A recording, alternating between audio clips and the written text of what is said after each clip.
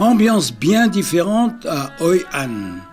Romantique, musicale, rêveuse, endormie dans son passé, lorsque pendant des siècles la ville était un des ports les plus prospères du Vietnam, enrichie par le commerce du thé, des épices et de la porcelaine.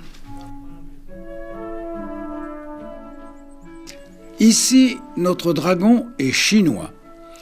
Ce sont en effet de riches commerçants chinois et japonais qui ont construit ces grandes maisons en bois qui font le charme de la vieille ville.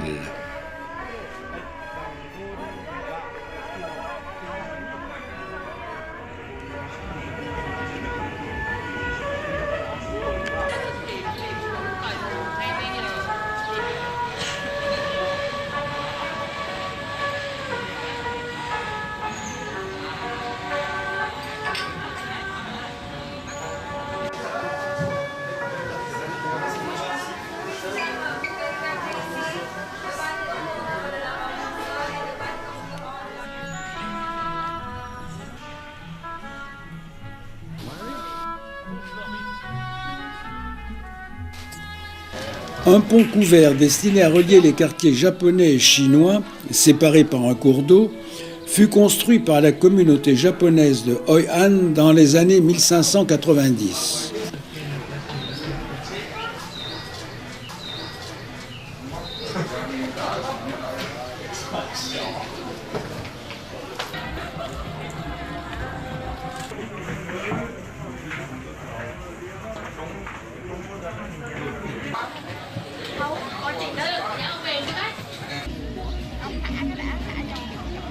Chị lấy cái đoạn tao nhận ra em ơi. Chị lấy cái đoạn mà tao nhận vô thôi.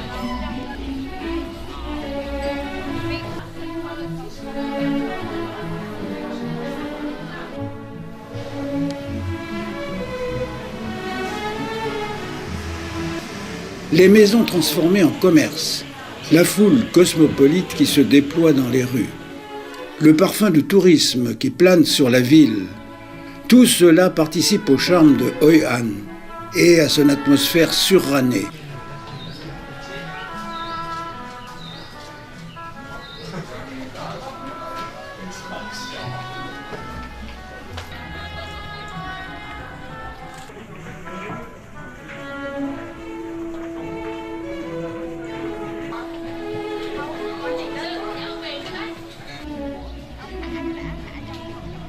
Chị lấy cái đoạn tao nhận ra em ơi.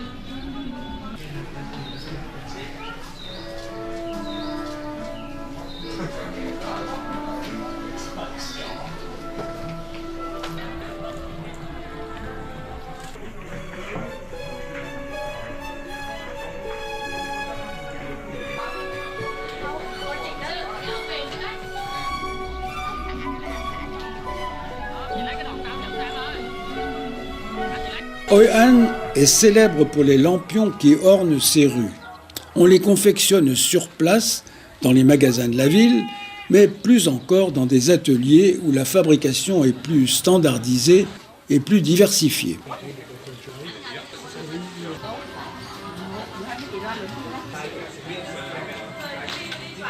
L'armature des lampions est en bambou et l'essentiel de la fabrication est manuel.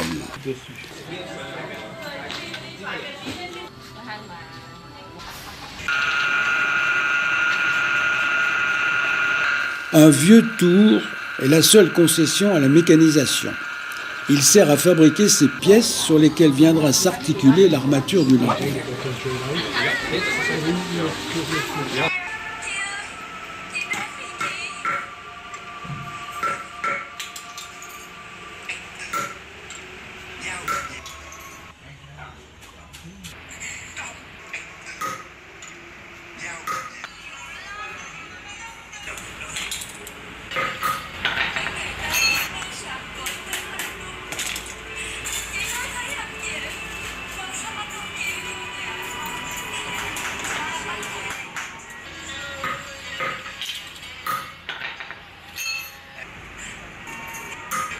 L'armature est recouverte d'un tissu en soie qui est fixé seulement à l'aide de colle.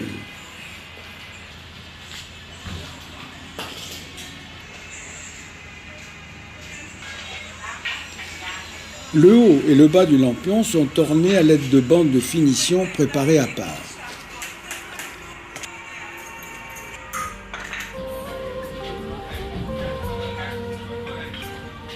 Les formes des lampions sont déclinées à l'infini et la qualité des produits fabriqués dans ces ateliers est reconnue au-delà des frontières du Vietnam.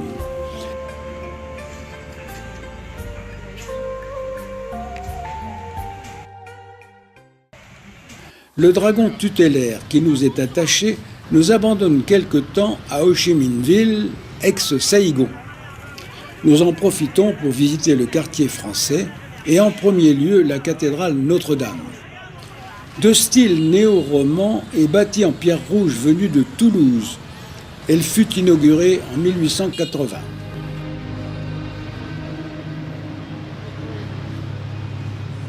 La communauté catholique du Vietnam représente environ 7% de la population. Elle est très ancienne, puisque des missionnaires portugais et surtout français avaient ouvert une église à Hanoï dès 1627.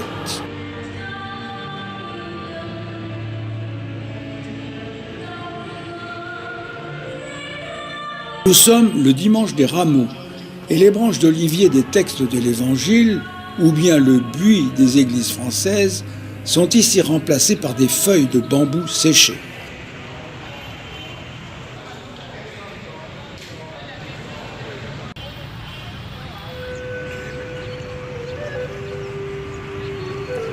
De l'extérieur, la poste centrale de Saïgon ressemble à une gare de chemin de fer, mais l'intérieur est une réussite esthétique et architecturale. La grande verrière et le plafond à caisson sont soutenus par une charpente métallique due à Gustave Eiffel.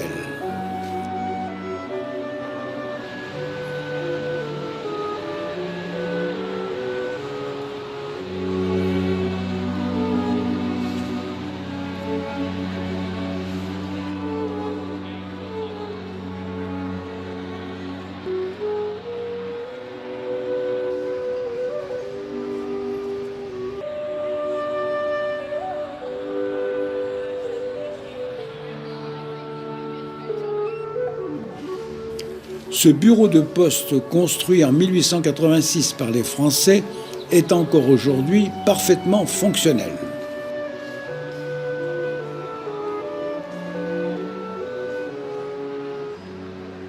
Autre réussite de l'architecture française à Saïgon, l'hôtel de ville, aujourd'hui siège du comité populaire de la ville.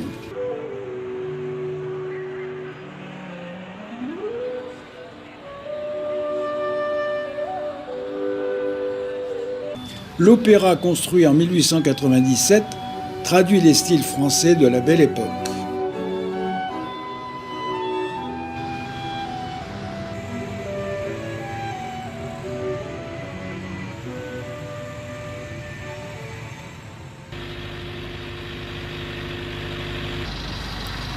Le delta du Mékong, un monde couvert de verdure, de jungle, de rivières, de canaux, de cours d'eau formant un réseau sans fin.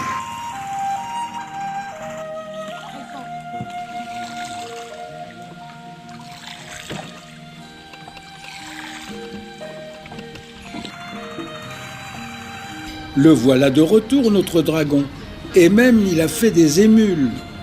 En vietnamien, le delta du Mékong s'appelle Sirulong, ce qui signifie 9 dragons, représentant les 9 bras principaux du fleuve avant qu'il rejoigne la mer. Les routes elles-mêmes se perdent dans les méandres de ces fleuves.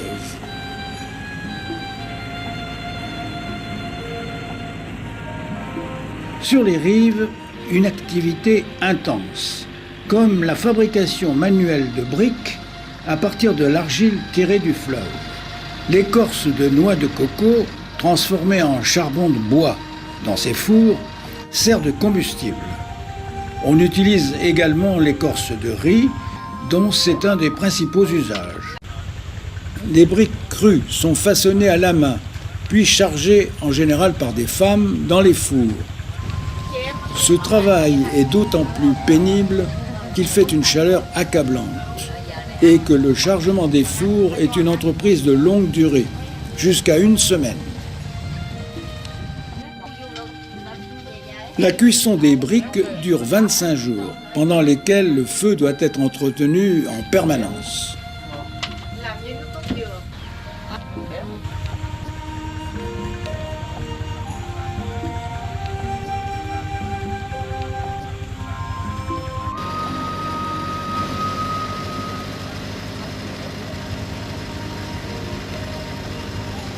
Des bateaux remplis à ras-bord sillonnent en permanence les bras du delta. Les noix de coco sont débarquées dans un de ces ateliers en plein air qui abondent au long des rives pour en extraire le copra, la pulpe, le lait, éventuellement l'eau.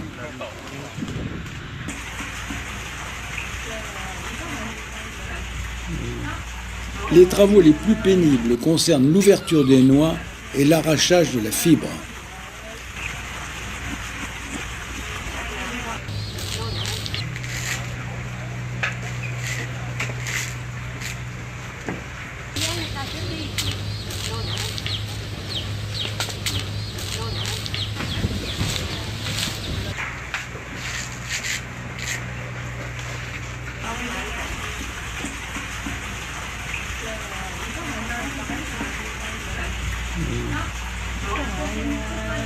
Une des spécialités du delta du Mékong est le bonbon de coco, confectionné à partir de lait de coco et de crème de coco, cuit à haute température.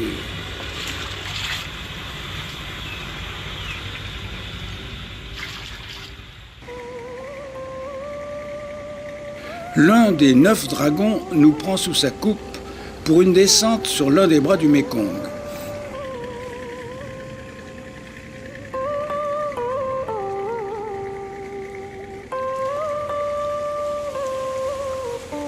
Il nous explique que le niveau des eaux varie fortement au long de l'année et que les riverains, pour se protéger des humeurs du fleuve, choisissent de vivre sur des bateaux ou, plus souvent encore, de construire leur habitation sur des pilotis en bambou.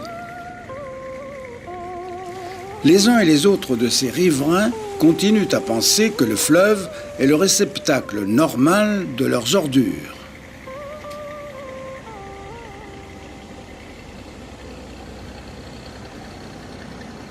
Cela ne semble pas gêner ces pêcheurs en eau trouble qui prennent dans leurs filets crustacés et poissons, et notamment le panga.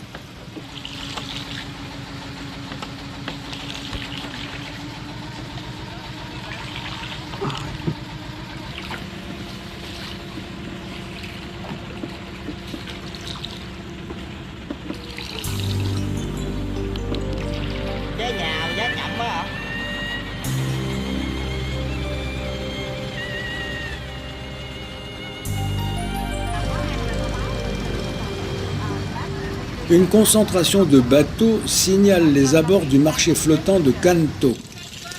Les échanges se font entre des embarcations de petite taille et les navires ventrus plus importants qui se ravitaillent ici en fruits et légumes pour aller les vendre sur les marchés tout au long du fleuve.